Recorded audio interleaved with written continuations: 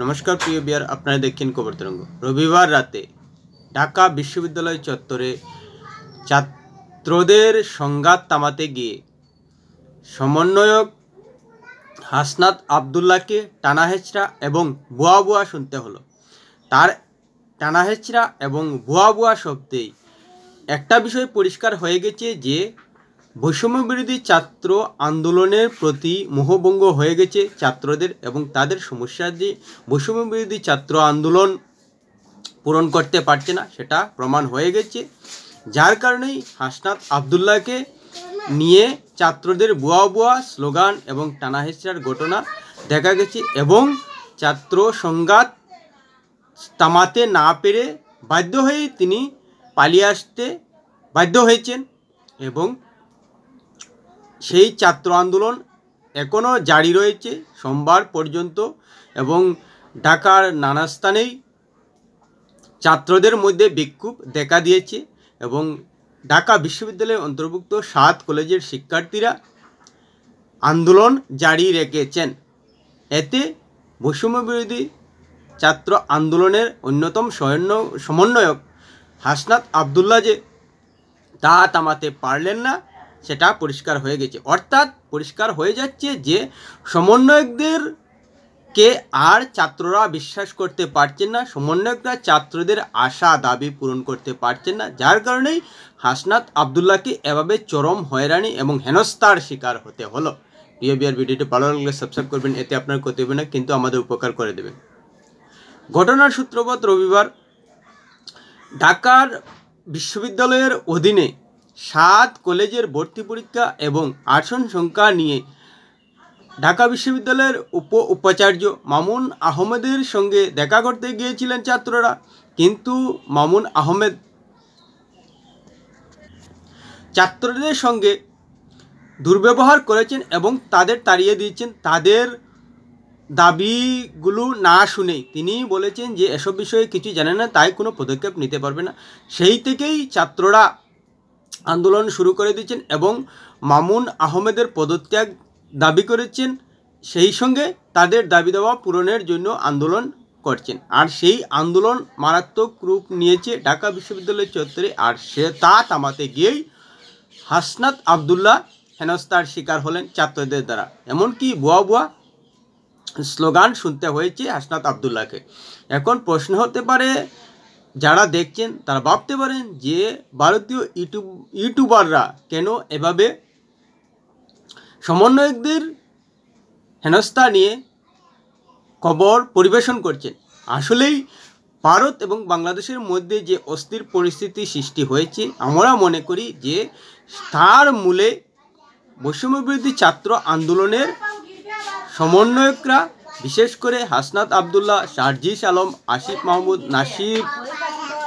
নাহিদ ইসলাম, মাহফুজ আলমরা, তাদের কারণেই যে ভারত বাংলাদেশের মধ্যে সম্পর্ক তলানিতে টেকেছে, সীমান্তে উত্তেজনা দেখা দিয়েছে এবং ভারত বিদ্বেষ বাংলাদেশে মাথাচাড়া দিয়েছে। তাতে যে ভারতকে হিমশিম খেতে হচ্ছে এবং সন্ত্রাস যে বাংলাদেশে বারবারান্ত হয়েছে, এবং তাতে যে ভারত তো উদ্বেগে থাকতে হচ্ছে, সমস্ত কিছুর কারণেই বাংলাদেশের তথাকথিত সেই সব সমন্বয়করা, যাদের কারণেই বাংলাদেশে সরকার পরিবর্তন হয়েছে এবং ভারত বাংলাদেশের মধ্যে একটা উত্তেজনার পরিবেশ তৈরি হয়েছে। তাই হাসনাত আবদুল্লাহ বা অন্য যে কোনো সমন্বয়ক যখন হেনস্থার শিকার হন ছাত্রদের দ্বারা, তখন নিশ্চিতভাবেই সেটা ভারতীয় ইউটিউবাররা নজর রাখেন, কেননা সেই সমন্বয়কদের জন্যই ভারত বাংলাদেশের মধ্যে সম্পর্ক তলানিতে টেকার পথে। আর সেই সমন্বয়কদের প্রতি যে বাংলাদেশের ছাত্রদের মোহভঙ্গ হয়ে গেছে তা ধীরে ধীরে প্রকাশ পাচ্ছে। এবার হাসনাত আবদুল্লাহ যেভাবে ঢাকা বিশ্ববিদ্যালয় চত্বরে গিয়ে হেনস্থার শিকার হলেন, ভুয়া ভুয়া শব্দ শুনলেন, তাতে পরিষ্কার হয়ে গেছে যে ছাত্ররা আর সেই সব সমন্বয়কদের বিশ্বাস করতে পারছেন না। ছাত্রদের দাবি দাবা এবং তাদের যে সমস্যা তা সমাধান করতে অক্ষম হয়ে রয়েছেন সমন্বয়করা। তারা নিজেদের আঁকের গুছাতেই ব্যস্ত। যেসব খবর আসছে তা কিন্তু সেভাবেই জানা যাচ্ছে, এবং ছাত্ররা যে সমন্বয়কদের ভূমিকা নিয়ে অসন্তুষ্ট হাসনাত আবদুল্লাহকে ভুয়া ভুয়া স্লোগান এবং টানাহেঁচড়ার মাধ্যমে বিষয়টা পরিষ্কার হয়ে গেছে। আর এভাবে চলতে থাকলে একটা সময় নিশ্চিতভাবেই বলা যায় যে ছাত্রদের মধ্যে সমন্বয়কদের প্রতি মোহভঙ্গ হবে এবং তাদেরকে আর মানবে না। আর এই পরিস্থিতি চলতে থাকলে যেভাবে হাসনাত আবদুল্লাহ হেনস্থা হয়েছে, আশা করা যায় যে ছাত্ররা বৈষম্যবিরোধী ছাত্র আন্দোলনের প্রতি বিমুখ হবে। কারণ এইসব সমন্বয়করা না দেশটাকে সুষ্ঠুভাবে চালাতে পারছেন, না স্থায়ীশীল একটা পরিস্থিতি তৈরি করতে পারছেন, না ছাত্রদের কোনো সমস্যা মেটাতে পারছেন। তারা বদলার রাজনীতিতে নেমে গেছেন, বদলার পরিস্থিতিতে নিজেদের অবস্থান করেছেন। হাসিনা সরকারকে গদিচ্যুত করে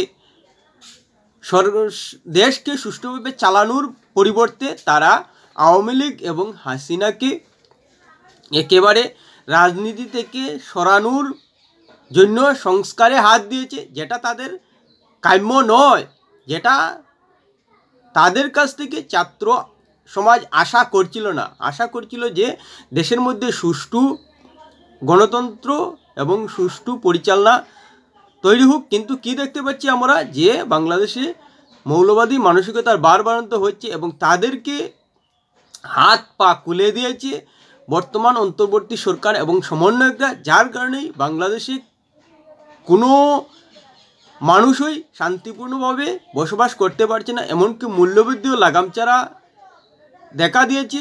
এতে সাধারণ মানুষের জীবনযাপন দুরূহ হয়ে ঠেকছে। আর ধীরে ধীরে সেই যে ক্ষোভের বহিঃপ্রকাশ ঘটছে, ছাত্র সমাজ যেন প্রথম হাসনাত আবদুল্লাহর মাধ্যমে প্রকাশ করলো নিজেদের বিক্ষোভটা, তাকে ভুয়া বলে। অর্থাৎ তিনি যে সমন্বয়ক হিসেবে একজন ভুয়া সমন্বয়ক, সেটা যেন প্রমাণ করতে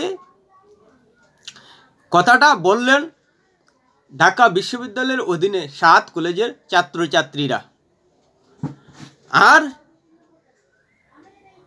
এটা পরিষ্কার হয়ে গেছে যে বৈষম্যবিরোধী ছাত্র আন্দোলনের সমন্বয়করা কোনো অবস্থায় সৎ পন্থা অবলম্বন করে দেশের শাসন ক্ষমতায় আসেনি। একটা মুখোশ পরে মৌলবাদী মানসিকতার মানুষকে সাথে নিয়ে আন্দোলনটা করেছিল, যার কারণেই তারা সরকারে আসার পর মৌলবাদী মানসিকতার উগ্রপন্থীর বাড়বাড়ন্ত দেখা দিয়েছে বাংলাদেশে, যেটা বাংলাদেশের আপামর বাঙালি কোনো অবস্থায় বিশ্বাস করেন না, যে তারা উগ্রপন্থায় বিশ্বাস করেন।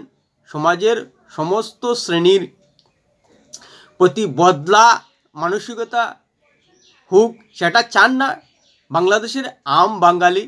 আর সেটা ছাত্র সমাজ বহিঃপ্রকাশ করলেন যে সমন্বয়করা আর নিজেদের সঠিক অবস্থানে নেই, যার কারণেই হাসনাত আবদুল্লাহকে এভাবে ভুয়া ভুয়া শুনতে হলো এবং আগামীতে আরও শুনতে হবে। এবং একটা সময় আসবে যে ছাত্র সমন্বয়করা যখনই কোথাও মিটিং মিছিল করতে যাবে, তখনই কিন্তু তাদেরকে এভাবে শুনতে হবে। শুরু হলো তাদের পতনের। প্রিয় বিআর ভিডিওটি ভালো লাগলে লাইক শেয়ার কমেন্ট করবেন।